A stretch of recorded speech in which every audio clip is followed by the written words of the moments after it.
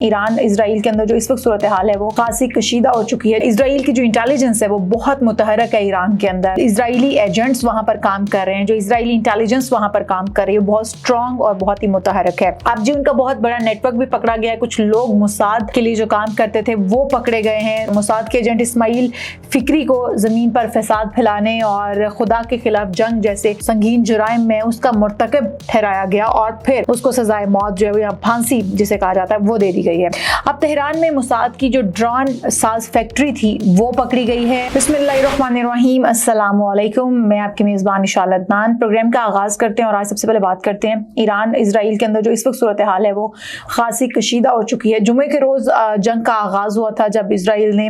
الصبح جو ہے وہ ایران کے اوپر، ان کی جوہری تنصیبات کے اوپر، ان کے جوہری سائنسدانوں کے اوپر اٹیک کیا، ان کے جو عسکری لیڈر تھے ان کو شہید کیا۔ اس کے بعد جب ایران کی جانب سے جوابی وار کیا گیا، چند گھنٹوں کے اندر ہی ایران نے جب ڈرونز بھیجے، ایران نے جب ان کے اوپر اٹیک کیا تو وہ اتنا زوردار اٹیک تھا کہ اسرائیل کے اندر فوری طور پر ایمرجنسی کا نفاذ کر دیا گیا۔ اب صورتحال یہ ہے کہ ایران یکے بعد دیگرے ایک کے بعد ایک جواب دیتا چلا جا رہا ہے، ایک کے بعد ایک اٹیک کر رہا ہے، اور اسرائیل کی جانب سے بھی کوششیں کی جا رہی ہیں، بہت ساری جو جوہری تنصیبات ہیں ان کو نقصان پہنچایا جا رہا ہے، اور اسرائیل کا موقف بھی یہی ہے کہ ہم ایران کو جوہری تنصیبات کو ان کی ختم کرنا چاہتے ہیں، انہیں جوہری طور پر کمزور کرنا چاہتے ہیں، اور انہیں کوئی بھی جوہری نظام جو کہ وہ مکمل کرنا چاہتے تھے، ایٹمی طاقت بننا چاہتے ہیں، اس کوشش سے ناکام رکھنا، اس کوشش سے منع رکھنا ہی اسرائیل کا موقف ہے اور ہدف ہے۔ اب آ جاتے ہیں ہم ایران کے اندر، ہم بات کر رہے تھے پچھلے پروگرام میں کہ اسرائیل کی جو انٹیلیجنس ہے وہ بہت متحرک ہے ایران کے اندر، اور جس طرح سے ایران کے مختلف لیڈران یا جوہری سائنسدانوں کے اوپر حملہ کیا گیا، وہ اس بات کا ثبوت ہے کہ جو اسرائیلی ایجنٹس وہاں پر کام کر رہے ہیں، جو اسرائیلی انٹیلیجنس وہاں پر کام کر رہی ہے بہت اسٹرانگ اور بہت ہی متحرک ہے۔ اب جی ان کا بہت بڑا نیٹ ورک بھی پکڑا گیا ہے، کچھ لوگ موساد کے لیے جو کام کرتے تھے وہ پکڑے گئے ہیں، ایران کے اندر گرفتار کیے گئے ہیں موساد ایجنٹس، اور اس سے پہلے جو ایک موساد ایجنٹ گرفتار کیا گیا تھا اس کو پھانسی دے دی گئی ہے۔ موساد کے ایجنٹ اسماعیل فکری کو زمین پر فساد پھیلانے اور خدا کے خلاف جنگ جیسے جو سنگین جرائم میں اس کا مرتکب ٹھہرایا گیا اور پھر اس کو سزائے موت جو ہے یا پھانسی جسے کہا جاتا ہے وہ دے دی گئی ہے۔ اب تہران میں موساد کی جو ڈرون ساز فیکٹری تھی وہ پکڑی گئی ہے، اس میں مزید 2 ایجنٹ بھی گرفتار ہوئے ہیں۔ ملزمان کے قبضے سے بہت سارے دیسی ساختہ بم، 200 کے قریب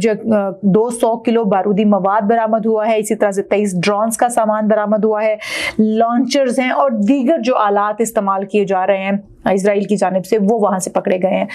موساد کی یہ جو فیکٹری پکڑی جانا یہ اس بات کا ثبوت ہے کہ اسرائیل کے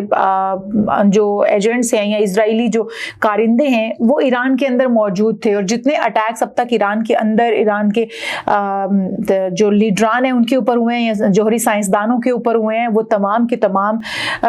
اسرائیل کے اندر سے بیٹھ کر کیے گئے، اسرائیل کے اندر سے انفارمیشن دی گئی، اور یہ اسرائیل اعتراف بھی اس بات کا کر رہا ہے کہ ایران کے اندر ہمیں تمام جو ان کے لیڈران تھے ان کی موومنٹ بتائی جاتی رہی ہے، پل پل کی ان کی لوکیشنز، ان کی حرکات ہم تک پہنچائی جاتی رہی ہیں۔ ایران کو آگے چل کے میں آپ کو بتاؤں گی کہ ایران کو انٹرنل کس قسم کے اختلافات کا سامنا ہے، جو ایران کی اپنی عوام ہیں وہ کیا چاہتے ہیں، کیا وہ اپنی گورنمنٹ کے اگینسٹ کھڑے ہیں یا پھر اس طرح کے لوگوں کو سپورٹ کرنے والے عناصر جو ہیں وہ کون ہیں، اس کے اوپر بھی بات کریں گے۔ لیکن اس وقت اگر ہم دیکھیں تو اب ایران کے اندر ثالثی کی کوشش کی گئی ایران اور اسرائیل جنگ کے اندر، وہ ہیں قطر اور عمان۔ قطر اور عمان نے کوشش کی ہے ثالثی کی، جس کے اوپر اسرائیل نے بڑے واضح الفاظ میں قطر اور عمان کو سمجھا دیا ہے اور بتا دیا ہے کہ جب تک اسرائیل کی جانب سے حملے جو کیے گئے ہیں ان کا جواب نہیں دے دیا جاتا تب تک ایران چپ نہیں بیٹھے گا، تب تک ایران جو ہے وہ جب تک اپنا بدلہ پورا نہیں کر لیتا، انتقام پورا نہیں کر لیتا، تب تک وہ خاموش بیٹھنے والا نہیں ہے۔ سینئر ایرانی عہدیدار یہ کہتے ہیں کہ اسرائیل جنگ بندی جو ہے وہ ہوگی لیکن ایک ہی صورت میں ہوگی، جب ہم اپنا بدلہ پورا کر لیں گے۔ اب امریکی صدر جو ہیں وہ کافی متحرک نظر آ رہے ہیں، ان کے بیانات کافی متحرک نظر آ رہے ہیں، ان کے بیانات میں ایسی گفتگو کی جا رہی ہے جس سے یہ سمجھ میں آ رہا ہے کہ اب وہ ایک نئی جنگ روکنے کی کوشش کریں گے، نئی جنگ کی جو صورتحال ہے اس کے اندر ثالثی کا کردار ادا کرتے ہوئے نظر آئیں گے، اور جو وہ پیس میکر کا خطاب لیتے ہیں وہ پیس میکر بننے کی ایک بار پھر سے کوشش کریں گے۔ اچھا جی، اس وقت کی جو صورتحال ہے اس کے اندر جو امریکہ کا بیان ہے صدر ڈونلڈ ٹرمپ کا، وہ یہ کہتے ہیں کہ بہت جلد ایران اور اسرائیل کے اندر معاہدہ ہو جائے گا، جنگ بندی ہو جائے گی، اور کچھ صورتحال ایسی ہو جاتی ہیں کہ معاہدے کرنے کے لیے آپ کو جنگ جو ہے وہ لڑنی پڑ جاتی ہے، اور اس وقت بھی یہی صورتحال ہے۔ اور ساتھ ساتھ انہوں نے یہ کہا کہ ڈیل جو ہے کبھی کبھار ہونے کے لیے اس طرح کی صورتحال کا سامنا کرنا پڑتا ہے، اور بہت جلد یہ ڈیل جو ہے وہ اسرائیل اور ایران کے درمیان ہو جائے گی۔ اب کون سی ڈیل کی وہ بات کر رہے ہیں جو اسرائیل اور ایران کے درمیان ہونی چاہیے یا ہو جائے گی ان حالات کے بعد؟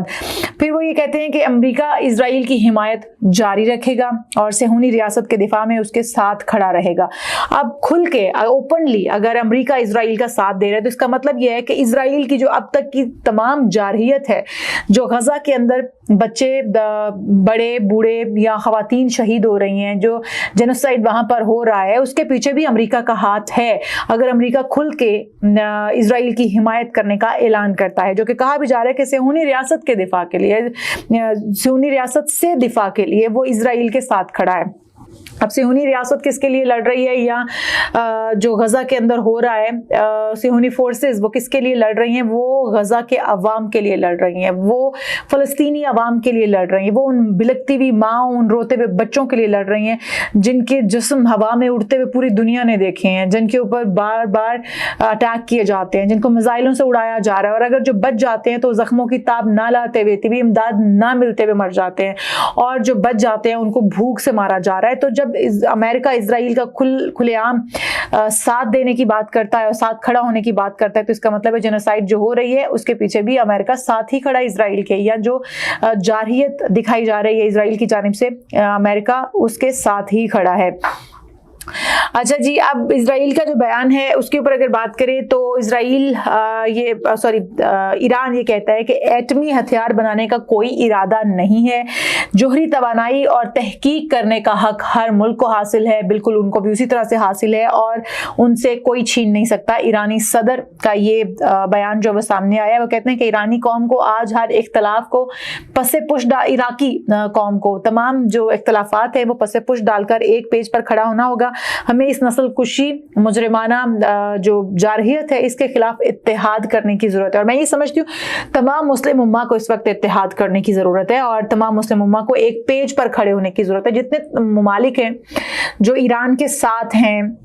جن کی باؤنڈریز ایران کے ساتھ لگتی ہیں، یہ باؤنڈریز نہیں بھی لگتی ہے، سعودی عرب ہے، قطر ہے، عمان ہے، یا سعودی عرب ہے، UAE ہے، اس طرح کے تمام ممالک، پاکستان ہے، ترکی ہے، ان تمام ممالک کو، جارڈن ہے، ان تمام ممالک کو ایران کے ساتھ کھڑا ہونے کی ضرورت ہے، تاکہ ایران کے ساتھ کھڑا ہو کے یہ ثابت کیا جائے کہ اسلام ایک پیج پر ہے، تمام جو مسلم امہ ہے وہ ایک پیج پر کھڑی ہے۔ لیکن انفارچونیٹلی ہمیں یہ چیز، یہ اتحاد نظر نہیں آ رہا ہے، اس کا فقدان نظر آ رہا ہے۔ اچھا جی، سابق جو سربراہ ہیں پاسداران انقلاب، وہ کہتے ہیں جوہری بم بنانے کی کوشش کی اور نہ ہی ہم کریں گے، لیکن جنگ کے نتائج جو ہیں وہ اب بہت سنگین ہوں گے۔ ڈونلڈ ٹرمپ صاحب کا جو بیان تھا، ڈونلڈ ٹرمپ صاحب یہ کہتے ہیں کہ اسرائیل اور ایران کو جو معاہدہ ہے وہ کر لینا چاہیے، اور وہ یہ کہتے ہیں کہ میں نے اس سے پہلے بھی جنگیں ختم کی ہیں، تو اب مشرق وسطیٰ کی جنگ جو ہے وہ بھی میں ہی ختم کرواؤں گا، وہاں پر بھی میں ہی قائم کروں گا۔ اور ساتھ انہوں نے کہا کہ جیسے میں نے پاک بھارت کی جنگ ختم کی ہے اور میں نے دونوں ممالک پر تجارتی دباؤ ڈالا ہے اور ان کو تجارتی چورن کہا جائے کہ ان کو میں نے دیا ہے، اور اس کے بعد دونوں ممالک میں جنگ ختم ہو گئی ہے، تو یہاں پر میں یہ کہنا چاہوں گی کہ پاک بھارت جو جنگ تھی، مارکو روبیو کا بیان اگر آپ لوگوں کو یاد ہو تو وہ اس بات کا اشارہ تھا کہ بھارت پاکستان پر ہلا بول سکتا ہے، لیکن ایک لمٹ کے اندر رہتے ہوئے. جب آپ شرارت کرتے ہیں تو اس شرارت کا جواب کیا آئے گا؟ وہ تو طے شدہ بات نہیں ہوتی ہے. جنگ کا آغاز طے شدہ ہوتا ہے لیکن جنگ کا اختتام طے شدہ نہیں ہوتا. اس کا کچھ نہیں پتا کہ وہ کتنا نقصان کر جائے گی اور جنگ کا خاتمہ جو ہے وہ کہاں پر ہوگا. لیکن جب جنگ کا آغاز کیا جاتا ہے تو آپ سوچ سمجھ کر جنگ کا آغاز کرتے ہیں. تو اس وقت بھی جو بیان تھا امریکہ کا اور امریکی وزیر خارجہ کا جو بیان تھا، نائب وزیر اعظم کا جو بیان تھا، وہ یہ بتانے کے لیے کافی تھا کہ بھارت کو گو ہیڈ دیا گیا کہ آپ پاکستان کے اوپر اٹیک کر سکتے ہیں. اور اس کے بعد پھر جب پاکستان کی طرف سے جواب آیا امریکہ کے لاڈلے بھارت کو، تو پھر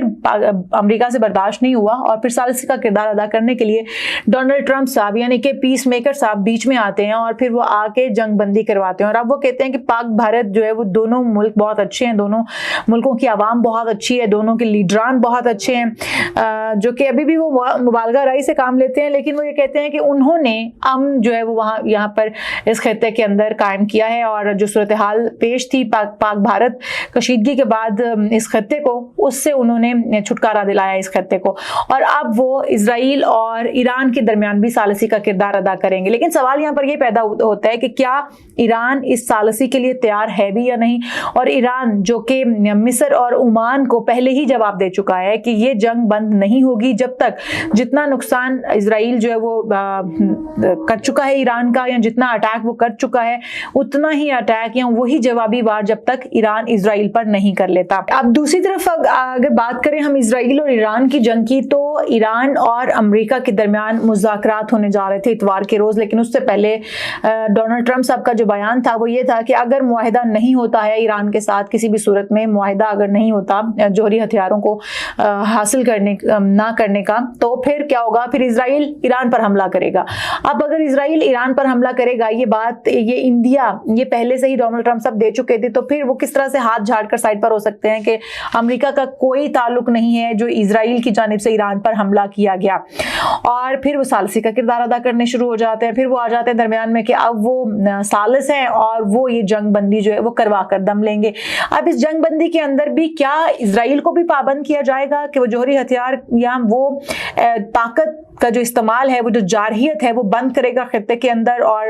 فلسطین کے جو ناحق شہید ہونے والے مسلمان ہیں ان کو وہاں سے ریلیف دیا جائے گا اور وہ بھی جنگ بند ہوگی. اب اگر اس تناظر میں ہم دیکھیں تو سب سے پہلے ڈونلڈ ٹرمپ صاحب کو جو غزہ اور اسرائیل کے درمیان جنگ ہے اس کو رکوانا چاہیے، اس کو بند کرنے کے لیے اپنا کلیدی کردار ادا کرنا چاہیے. اس کے بعد پھر ایران اور اسرائیل کی جنگ بندی ہونی چاہیے. ایران اب جبکہ پوری دنیا کو پتہ چل چکا ہے کہ ایران جواب دینے کی طاقت رکھتا ہے، ڈونلڈ ٹرمپ صاحب بھی یہ جان چکے ہیں کہ ایران اسرائیل کو جواب دینے کی طاقت میں ہے،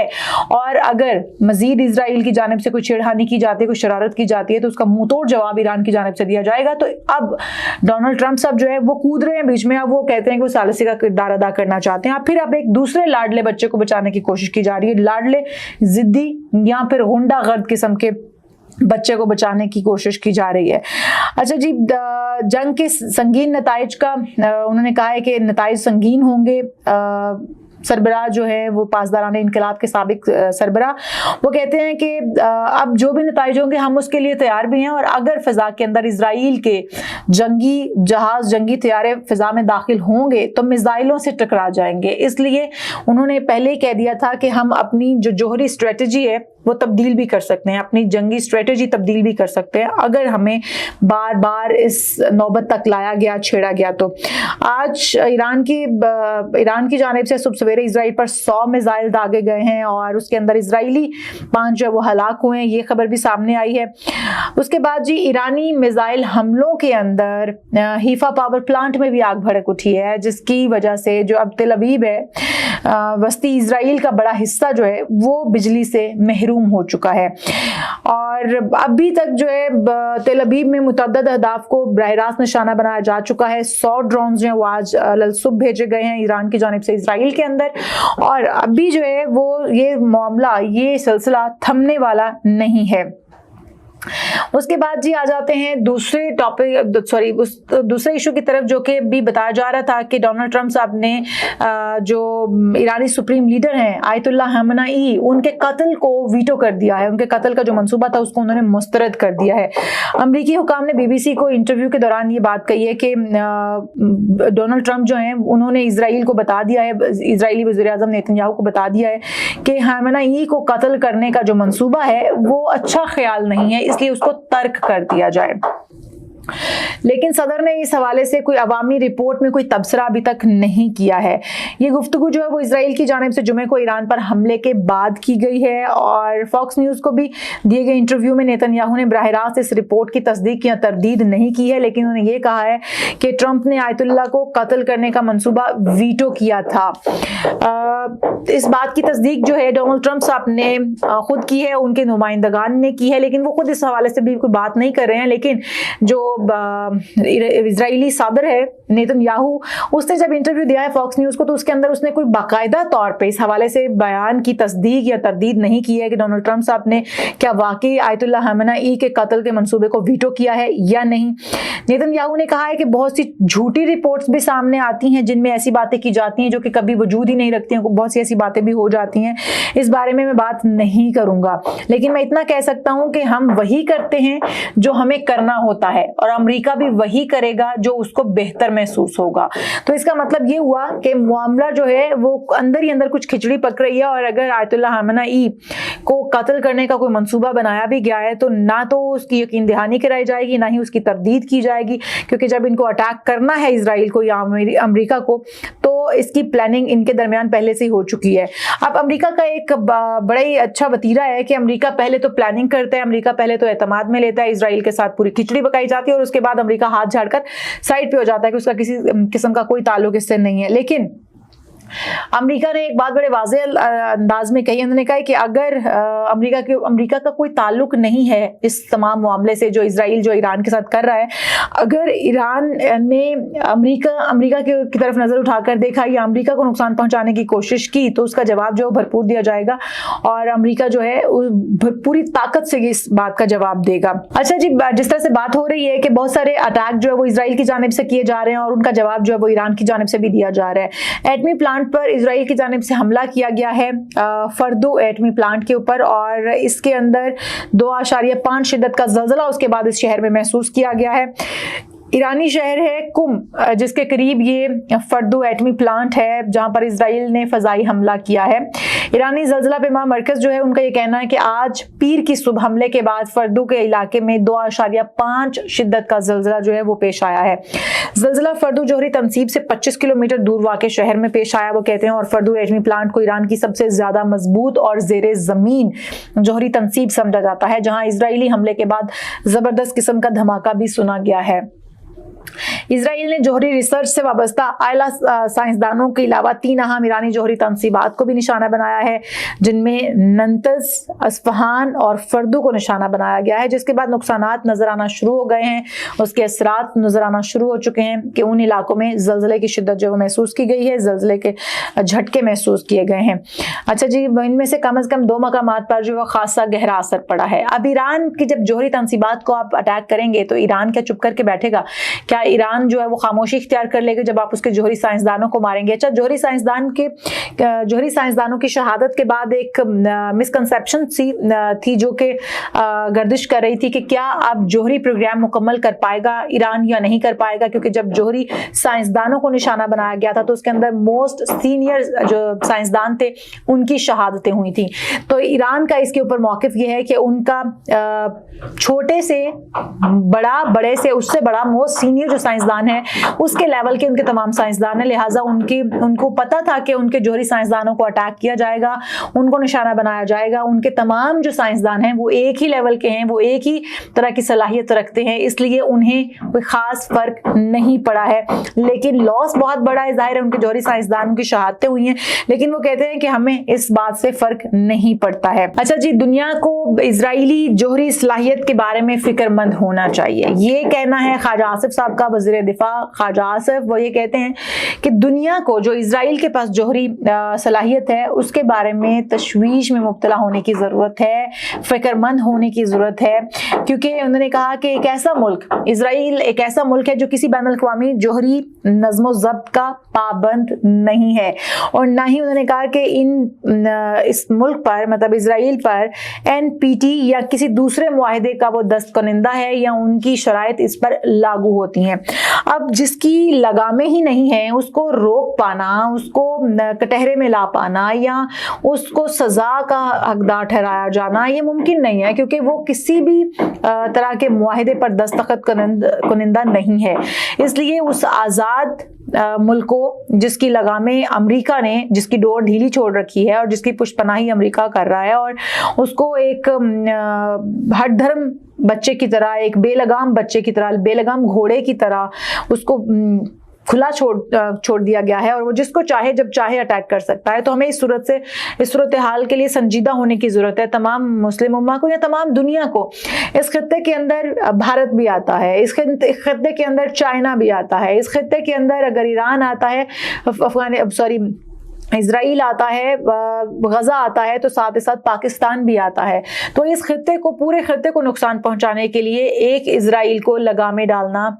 خطرے سے بچانے کے لیے اس کو لگامیں ڈالنا بہت ضروری ہے۔ پروگرام میں اب تک کے لیے اتنا ہی، پل پل کی جو صورتحال ہوگی اس سے آپ کو آگاہ رکھیں گے، لیکن ابھی مجھے اجازت دیجیے، اللہ حافظ۔